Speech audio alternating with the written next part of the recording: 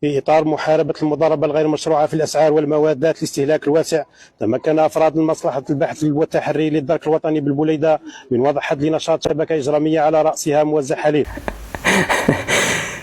هادشي هذا الإخوان ما غادي تسمعوه غير في الجزائر.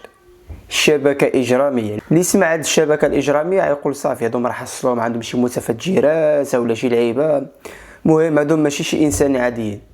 شبكة إجرامية على رأسهم موزع الحليب. واش عباد الله ماشي الشويه هادي؟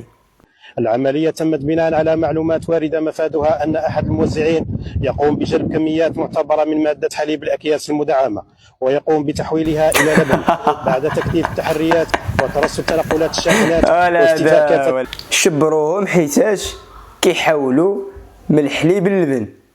يلا واش هذا ماشي الحماق؟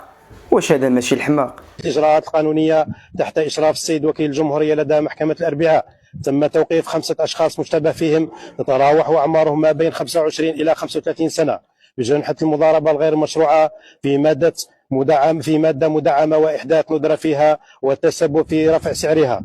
تم حجز مبلغ مالي قدره 99,355 دينار جزائري كمحصلات للبيع، 3 شاحنات لنقل وتوزيع الحليب، 6 هواتف نقالة، ختم شخصي. هذا الاخر الاخوان، هذا الاخر الاواخر.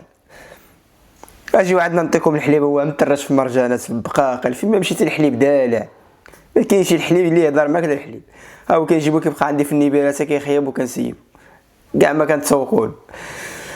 والله يعمل لكم شي تاول الخير الاخوه الجزائريين، هادشي اللي غنقول لكم.